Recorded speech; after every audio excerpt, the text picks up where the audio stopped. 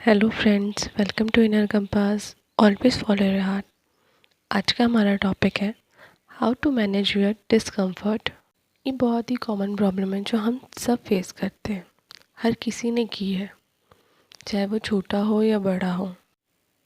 Life में काफ़ी ऐसी सिचुएशंस होती हैं जहाँ हम अनकंफर्टेबल फील करते हैं, किसी के साथ, किसी की वजह से, खुद अपनी वजह से। कई बार छोटी सी छोटी चीज़ भी हमें अनकंफर्टेबल फील कराती है।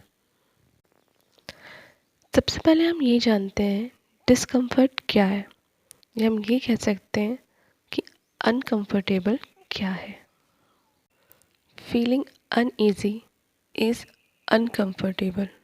अनकंफर्टेबल को अगर और डिस्क्राइब करूँ तो उसे awkward, embarrassment, painful, intolerable, unbearable, disagreeable, annoying, hurt, disturb, restless, ये सब अनकंफर्टेबल के सिनोनिम्स हैं। आई थिंक इनके सिनोनिम्स ये वर्ड से ही काफ़ी हद तक एक्सप्लेन हो जाता है कि अनकंफर्टेबल क्या है। जैसे मैंने कहा, अनकंफर्टेबल इज़ फीलिंग अनईजी, और फीलिंग हमेशा टेम्परेरी होती है, जो चेंज होती है। कई बार डिस्कम्फर्ट थोड़े लॉन्ग टाइम का रहता है। एट दैट टाइम बहुत कॉमन पॉइंट्स है जो हमने सुने हैं। Put your self in a new environment, consider other point of views, do what you are afraid of, create challenge to push yourself in areas you want to improve. Remember that tomorrow is a new day. ये कुछ points हैं जो बहुत common है और जो हम सब यूज़ करते हैं अपनी लाइफ में। और कई बार कुछ ऐसी सिचुएशंस भी होती है जब आपकी फीलिंग, आपका डिस्कम्फर्ट थोड़े टाइम का होता है। जो सडन डिस्कम्फर्ट होती है उसे मैनेज करना थोड़ा मुश्किल होता है, क्योंकि आप सडन अपनी फीलिंग में चेंजेस ले आए, ये थोड़ा मुश्किल है। इसके लिए भी कुछ पॉइंट्स हैं जो हमें हमेशा याद रखना चाहिए, जैसे स्पॉटलाइट इफ़ेक्ट। ऐसे कई सिचुएशन आती है जब हमें एम्बैरेसमेंट होती है कि सब यहाँ खड़े हैं, लोग हमारे बारे में क्या सोच रहे हैं। That is spotlight effect. हमें वो चीज़ ना सोच कर आगे बढ़ना चाहिए, क्योंकि एम्बैरेसमेंट हमेशा नेचुरल ही होती है, जिसे अवॉइड किया जा सकता है। आप जितना उस फील पे शेम फील करेंगे, उतना डिप्रेस होंगे, उतनी एनजाइटी आपके अंदर आएगी। Second, don't apologise, deal with it. उस चीज़ को लेके थोड़ा सा भी गिल्ट या कुछ भी फील ना करें, क्योंकि कुछ चीज़ें नेचुरली हो जाती है और कई बार लोग उस पर ध्यान नहीं देते, बट हम उसे सोच सोच के बढ़ा देते। तो उसे अवॉइड करके आगे बढ़ें। Now next, don't be too serious. ऐसी चीज़ों को लेके बहुत सीरियस ना हो, क्योंकि ऐसी चीज़ों में आप जितने सीरियस होंगे आप उतना शेमफुल महसूस करेंगे, और वो चीज़ छोटी से बहुत बड़ी हो जाएगी। जैसे कि हमारा टॉपिक है how to manage your discomfort. अगर आप अपने डिस्कम्फर्ट को मैनेज करना चाहते हैं, आपको सबसे पहले अपने मेंटल एंड इमोशनल लेवल पे वर्क करना पड़ेगा। तो how to control your mental and emotional level, इस चीज़ को एक्सप्लेन करने के लिए अगर मैं एग्ज़ाम्पल दूँ, तो आप सब प्लांट लगाते हैं, आपके घर में फ्लावर्स होंगे, आप उसकी बहुत केयर करते हैं। इस सीज़न में ये वाला अच्छा है, उस सीज़न में वो अच्छा है। बट क्या किसी ने सोचा है जंगल में कौन पेड़ लगाने जाता है? कौन वो प्लांट्स और वो फ्लावर्स लगाता है? कोई नहीं। नेचर ये खुद करती है। हर एक मौसम में, हर एक वेदर में, जंगल में अपने अकॉर्डिंग चीज़ें चेंज हो जाती है। ऐसे कई हिल स्टेशन पे, कई जगहों पे आपको बहुत सुंदर व्यूज़ मिलते हैं।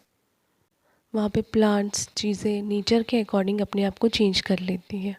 अपने एग्ज़ाम्पल के थ्रू मैं आपसे को ये बताना चाहती हूँ कि हमें भी अपनी फीलिंग को अकॉर्डिंग टू सिचुएशन चेंज कर लेना चाहिए। अगर हम उस चीज़ को लेके डिस्कम्फर्ट हैं, किसी चीज़ को भी लेके, तो हमें उसे उसी वक्त चेंज कर लेना चाहिए। फीलिंग चेंज करने से मतलब है या तो आप उसे अवॉइड कर दें या उसके साथ डील कर लें। उसे इतना ज़्यादा ना बढ़ने दें कि वो आपके ऊपर डिप्रेशन, एंजाइटी के रूप में आए। अपने मेंटल और इमोशनल लेवल को बैलेंस करने के लिए एक बहुत ही अच्छी बुक है जिसे हम सब जानते हैं, वो है हमारी भगवद गीता। भगवत गीता में हम सब जानते हैं कि श्री कृष्ण ने अर्जुन को बहुत सी ऐसी चीज़ें समझाई थी जो बहुत वैल्यूएबल है। उसमें सबसे ज़्यादा ये चीज़ थी कि हम मेंटल और इमोशनल लेवल को कैसे बैलेंस करें, क्योंकि अर्जुन अपनों के साथ फाइट नहीं करना चाहते थे। बट कुछ चीज़ें ज़रूरी है, उस समय हमें अपना मेंटल और इमोशनल लेवल को कैसे बैलेंस करना है, इनकी हर एक श्लोक में दिया हुआ है। भगवत गीता को ध्यान से पढ़ें तो आपका मेंटल इमोशनल लेवल कैसे बैलेंस किया जाता है, एटीट्यूड कैसे बिल्ड किया जाता है, और साथ ही आप क्या जानते हैं, क्या करना चाहिए, आप वो बहुत अच्छे से समझेंगे। इंद्रियाणि मनो बुद्धिरस्य आदिष्ट्यान् मुच्यते अतिर्वित् मोहयतेष ज्ञानम वृथदेहिनम। इसका अर्थ है इंद्रियां, मन, बुद्धि अधिष्ठात्री हैं। ये यही है जो हमें विमोहित करती है और हमारे ज्ञान को ढक देती है। जैसे कि श्लोक में कहा गया है, इंद्री, मन और बुद्धि, इन पर अगर आप काबू कर लें तो आप अपने मेंटल और इमोशनल लेवल पे आराम से बैलेंस कर सकते हैं। श्लोक में जैसे कहा गया है, ये तीनों ही हैं जो हमारे ज्ञान को ढक देती हैं। यहाँ ज्ञान को ढक देने से मतलब ये होता है कि जो हमारी फीलिंग्स हैं उसको हम चेंज कर देती है, चाहे वो नेगेटिव इसमें चेंज करना है या पॉजिटिव इसमें चेंज करना है, ये हम पे डिपेंड करता है। अगर हम इन तीनों पे अपना कंट्रोल रखें तो इंद्रियां हमेशा हमें वहाँ ले जाती हैं जहाँ जो हमें अच्छा लगता है, मन उसकी सुनता है, और बुद्धि जो अलर्ट हो जाती है कि मुझे ये करना है, मुझे ये चाहिए। अगर आपके सामने आपका कोई फेवरेट फूड रखा है और आपको उसे खाना है तो आपकी इंद्रियां उस चीज़ की तरफ आपको अट्रैक्ट करेगी, आपका मन सुनेगा और बुद्धि अलर्ट होकर वही काम करेगी।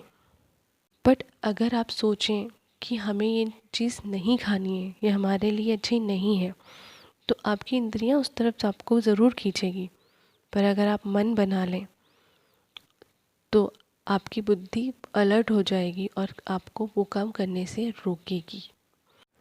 इसलिए भगवत गीता में और हमारे ऐसे कई पुराणों में कहा जाता है, अगर आपने अपनी इंद्रियों पे, अपने मन पे, बुद्धि पे काबू कर लिया तो आप अपनी हर एक फीलिंग पे, मेंटल इमोशनल पे आराम से काबू कर सकते हैं। तस्मत्त्रिमिन्द्रियान् यादो नियम्य भरतर्षभा पापमानं प्रजाहीहेनं ज्ञान विज्ञान नाशनम। हमारे इस श्लोक में कहा गया है, इसलिए आप इंद्रियों को नियमित कर लो, पाप कराएगा आपसे, ज्ञान विज्ञान का नाश कर देगा। इन दो श्लोकों ने हमें ये सिखा दिया कि हम अपने डिस्कम्फर्ट को कैसे मैनेज करें। इसी तरह हमारी बहुत सी प्रॉब्लम्स का सलूशन हमारे पुराणों में बहुत इजीली मिलता है, और भगवत गीता में ऐसी बहुत सी वैल्यूएबल बातें हमें मिलती है जिससे हम अपना एक एटीट्यूड, अपनी पर्सनैलिटी बिल्ड कर सकते हैं। ऐसी बहुत सी वैल्यूएबल बातें हैं जिससे हमें बहुत कुछ सीखने मिलेगा। मैं आप सबसे कहना चाहूँगी, एक बार भगवत गीता ज़रूर पढ़ें, और अगर आपको मेरा ये वीडियो पसंद आए तो इसे लाइक और शेयर ज़रूर करें। और हाँ, never forget to subscribe my channel and like button. Thank you.